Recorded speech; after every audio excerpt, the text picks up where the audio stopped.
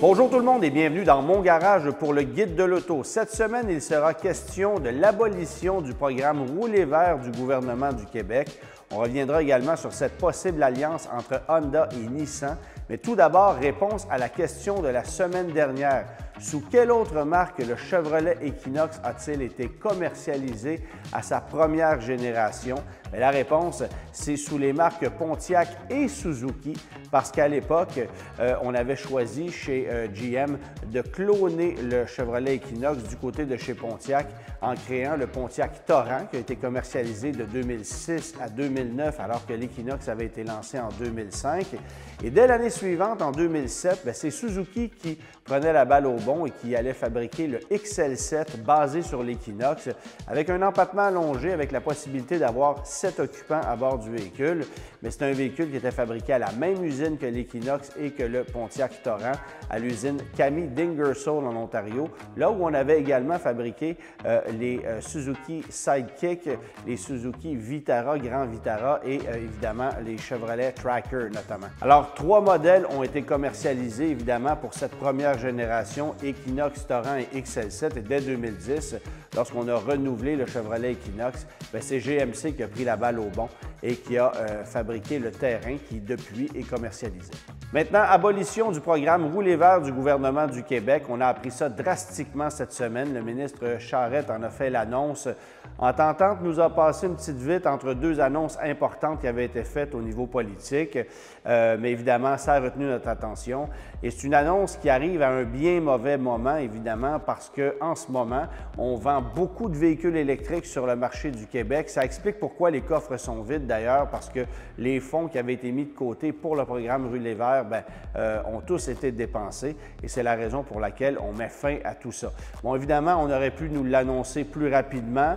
On a choisi d'attendre un peu et de faire une annonce à la dernière minute alors que les programmes sont sur le point de changer, qu'on arrive durant la période des fêtes, une période où il ne se vend que très peu de véhicules, vous l'aurez compris. Alors stratégiquement, c'est pas génial, mais cette annonce-là a été faite évidemment et ça impacte toute l'industrie automobile chez nous au Québec, c'est évident. Les concessionnaires ont des stocks incroyables de véhicules électriques et comptaient sur ce crédit de 4 000 $ qu'on devait avoir dès le 1er janvier pour pouvoir vendre leurs véhicules tout au long de l'hiver et du printemps. Alors, ce 4 000 aura lieu, mais jusqu'au 31 janvier, et après quoi, on l'abolit complètement, ce qui veut dire qu'on passera de 7 000 à 4 000 à 0 en l'espace de quelques semaines.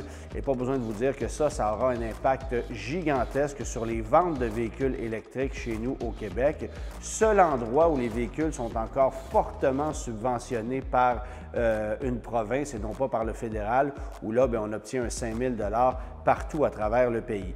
Alors, ça aura un impact significatif, évidemment. Les concessionnaires Ford qui vendent les Mach-E, les Hyundai qui vendent les Ioniq 5, Ioniq 6, Kia, EV6, EV9, évidemment, tous ces véhicules-là sont admissibles au crédit.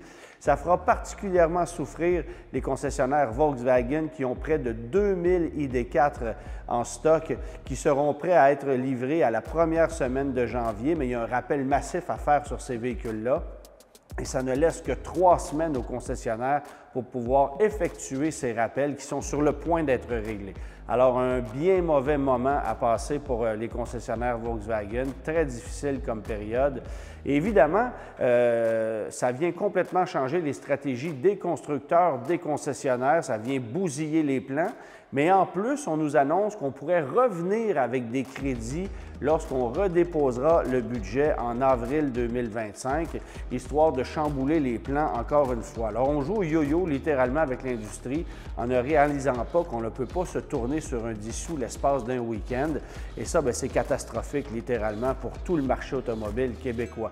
Et ajouter à ça cette possibilité d'abolition d'un crédit fédéral qui pourrait arriver si jamais il y avait un changement de gouvernement.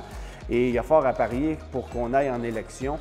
Alors, il y aura énormément de choses à regarder dans les premiers mois de 2025, notamment comment les concessionnaires et les constructeurs vont se débrouiller pour se défaire des stocks de véhicules électriques qu'on a en ce moment, parce qu'il n'y a pas d'autres endroits au Canada où on pourra vendre ces véhicules-là de façon aussi massive qu'au Québec, et ça va devenir un problème sérieux. Alors, est-ce qu'on aura des promotions de la part des constructeurs automobiles? Est-ce qu'on va mettre de l'eau dans notre vin pour liquider liquider parce qu'on ne peut pas garder tous ces véhicules-là en stock, à quel point l'industrie va mettre de l'eau dans son vin et manger ses profits pour pouvoir se défaire de ces véhicules-là parce qu'une décision a été prise drastiquement par le gouvernement.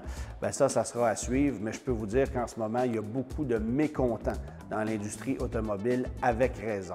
Maintenant, possible alliance entre Honda et Nissan, on en entend de plus en plus parler. C'est encore à l'étape de rumeur, mais ça semble être de plus en plus sérieux.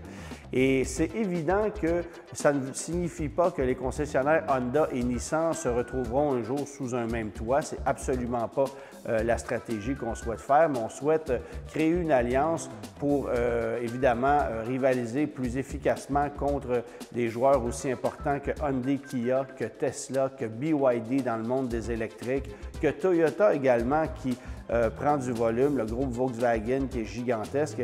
Alors, avec une alliance entre ces deux constructeurs, bon, on joindrait évidemment les expertises pour pouvoir développer des véhicules électriques plus efficaces, peut-être moins coûteux également. Alors, qui sait si on ne retrouverait pas un jour une technologie Honda sous des produits Nissan et vice-versa. Mais cette alliance-là pourrait avoir énormément de bénéfices pour les deux constructeurs, surtout pour Nissan qui actuellement est en eau trouble et a besoin de se trouver des alliés.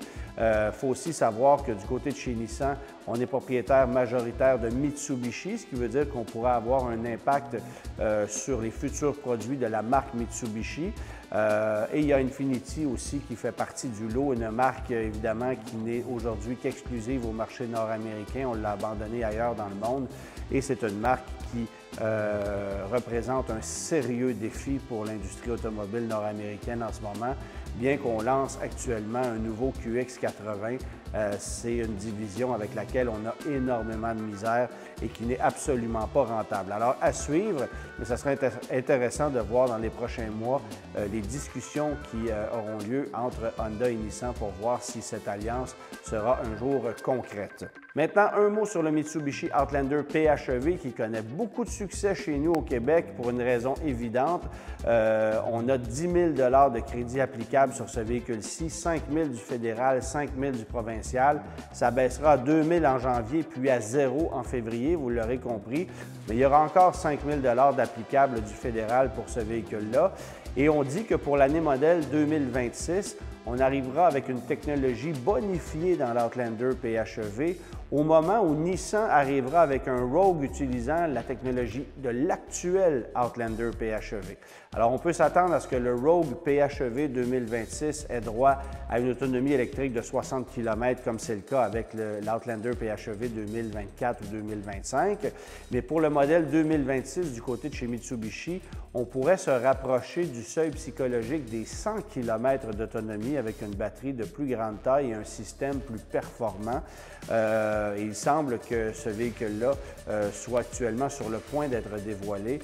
Il y a un Outlander 2025 remodelé légèrement qui sera prochainement dévoilé et on se basera sur ce Outlander 2025 pour lancer une version PHEV 2026 qui, comme je le disais, aura droit à une technologie encore plus intéressante. Alors, à suivre, mais dans le monde des PHEV, ce véhicule-là risque d'avoir un bel impact, évidemment, si la demande est toujours au rendez-vous, parce que si on abolit complètement les crédits, ce seront des véhicules qui vont probablement voir leur popularité diminuer. En terminant, question du jour, bien, si je fais référence au Cloud Car, à quel véhicule je fais référence? Réponse la semaine prochaine.